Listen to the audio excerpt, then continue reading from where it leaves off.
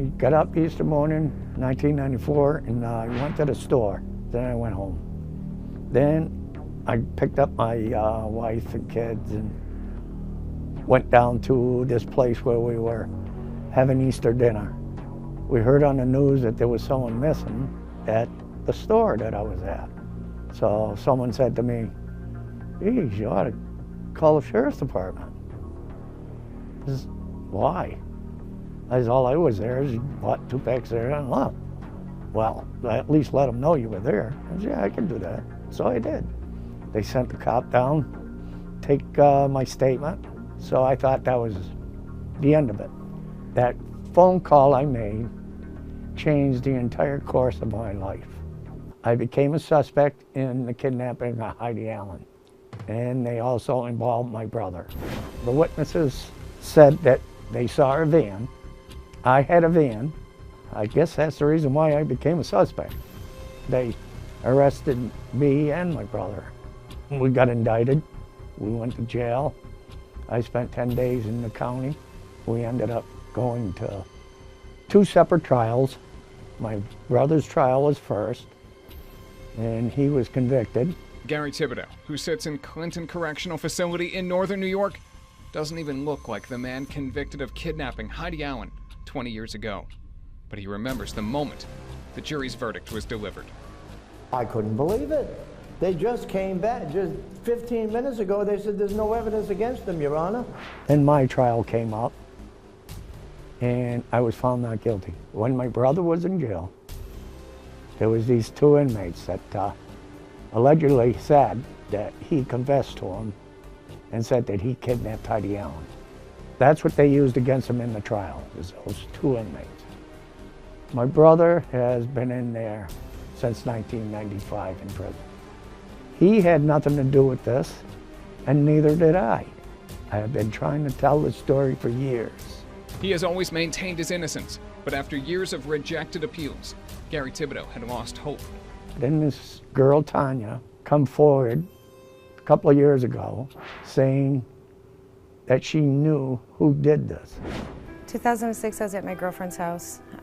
We had gotten home from work, and her boyfriend confessed that he had murdered Heidi Allen. He also thought it was pretty damn funny. There was something on the TV about the anniversary of Heidi Allen. My girlfriend and I were, making comments. We wondered what had happened to her. Her boyfriend snapped around really fast and said, "You really want to know what happened to her?"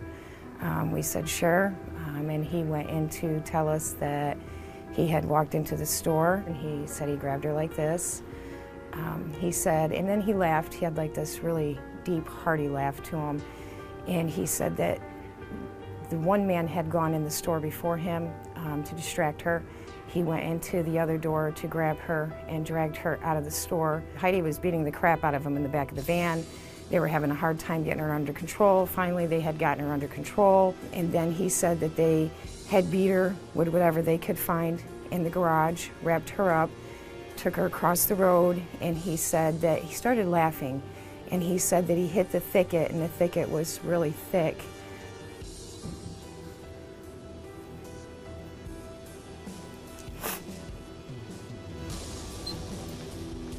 And he said that she was a big girl, but with her dead weight, she was even heavier, and that they almost couldn't get her into the thicket, and that there was a car coming and they almost got caught. He said they crossed the tracks, you hit another thicket. He said, and it will open up and there's a cabin there. And he said they cut her up, and he described cutting her lower abdomen and how gross it was, and he laughed again. At that point, I mentioned, how did this innocent man get involved, because I didn't know his name. And he said it was easy because they were there just before them in a white van. So I had no idea who this guy was she was talking about, because I don't know any of these people. And I couldn't believe that someone confessed to this crime with my brother sitting in jail all these years. So with this information that Tonya brought, it reopened the case. People don't want to believe Tonya's story because they think she's not believable.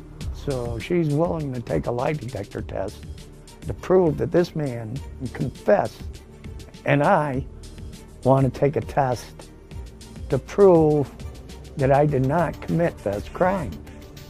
And that's exactly what I'm going to do today. Tonya, when did you first hear about the kidnapping case? When I was about 16 years old. So quite a long time ago, right? Yeah. You told authorities that someone confessed to abducting and murdering this girl, right? Yes. What happened? We were coming home from work. We had come in and just sat down. We had gone to the living room and sat down. He was kind of in front of us. And he was having a bad day, miserable. And we were kind of uncomfortable, so a news flash had come on the TV about Heidi Allen. And we had said amongst ourselves, we wonder what happened to her.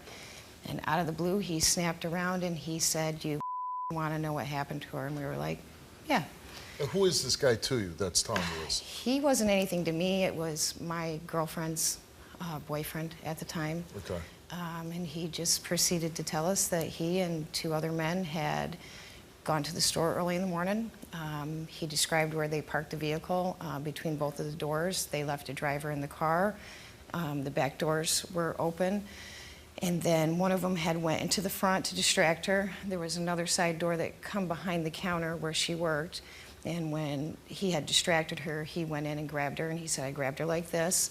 He said, "I dragged her out of the store." And he said, "When we hit that van," he said, "we hit that van hard." He said he took off like a bat out of hell. He said there was reports that there was an erratic van on the road, and it wasn't the driver, it was Heidi fighting for her life in the back of the van. They got her under control. They went to another girlfriend's house that I knew, and he said, "You know her, right?" And I said, "Yes, I do." He said, "We went there." He said, she didn't want us to be there. She was trying to get them to leave. They wouldn't leave. Then he told me that they beat her till she died, wrapped her up, went across the road with her, and he laughed. I mean, he had like this really deep, hearty laugh too. He had asked repeated questions too, like, "Why'd you take her in that way?" And he always had a quick response to it. At this point, I knew a little bit about the story, and I said, "Isn't there an innocent man in prison for this?" And he said, "Not my problem." So I went to leave, and he's screaming that if we didn't believe him, to go ask the other girl if they had been there. And he basically told me that if we went and looked, that he would kill us both because we would become witnesses. But he said, telling us right then and there, it was only hearsay. How long ago did he tell you this story? 2006. Okay. And after he told you the story, what did you do? I went to my other girlfriend's house, just shocked, and I had told her what he had told me, and she said she knew exactly where they were living at the time. We drove over there, and it was so thick that we couldn't get through the thicket. He was kind of correct that we couldn't get in there. Then I went home, and I reported it to Missing Children's Network and asked them to send it to a different department. And then I sent a few things over the internet to missing kids and explained what he had said, and nobody ever came.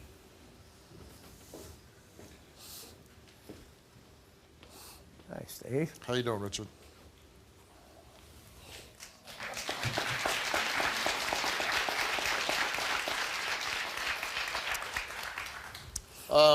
You obviously been through a lot. Yeah. And your brother's still in jail. Yeah. 25, almost 25 years now. What sentence did he get? Got 25 to life. 25 to life. Yeah. Is there any chance of him getting out? Well, hopefully, his lawyer's going to help him get out, and that's all. I mean, has he been up for parole or? Oh, no, he don't go up for parole till after his 25 years are up. Right. And it's almost that now, and he's sitting in prison dying. Nah. For something he never even done. When you called and gave a tip, what was your information that you gave? That I was there. That you saw her? I saw her, yes, and I bought 2 packs of cigarettes and I left. Did your brother go to the store with you? No, I was the only one that went to the store. Yeah, I run into this one guy, he held the door open for me while I went in. I was waiting for him to get out of the way so I could drive off. Well, after that, this officer got a hold of me and wanted me to fill out a piece of paper on what I would do about kidnapping someone and stuff like that. I didn't know what the heck he was talking about. So I tried doing that. And then after that, he asked me if I wanted to go down and to the sheriff's department and be interviewed. Well, it was more than an interview. It was an interrogation, like, you know. And they wanted to give me a lie detector test. I did what they wanted me to do, everything. And I told them what relatives I had around. And I told them I had a sister, I have a brother. And that's how he got involved. I had to tell him my brother's name and let him know I got a brother there. So you just said, I have a brother? Yeah, me having the van, because someone said that she was missing, someone took her with a van. Right. So when I had the van, and they tried to put me and my brother together in the van. And he was never there with me. You were questioned by the police, right? Yes. Why did they question you? Because me and Richard were together. They wanted to make sure, you know, what happened that morning, and just told him. He went to the store, he came back, picked up me and the children, and went to my grandparents for the day. And there's no way, Steve, this is the most generous man you could ever meet. You came here today, you took a lie detector test, and we asked you, is it true that another man confessed to kidnapping Heidi Allen from the gas station? You answered yes. Is it true that another man confessed to killing Heidi Allen? You answered yes. The results came back the same to each question, and they came back that Tonya told the truth.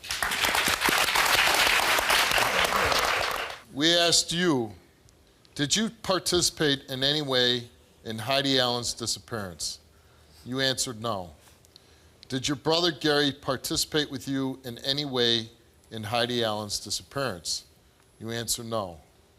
Do you know where Heidi Allen is now? You answered no. Results came back all the same, and they came back that Richard told the truth. I can't imagine, well, first of all, everybody on stage, you've been through a lot. It's very courageous for you to even come forward with your story. Right. Doing this has put my life on the line. I've received death threats. I said, you know what, I don't care.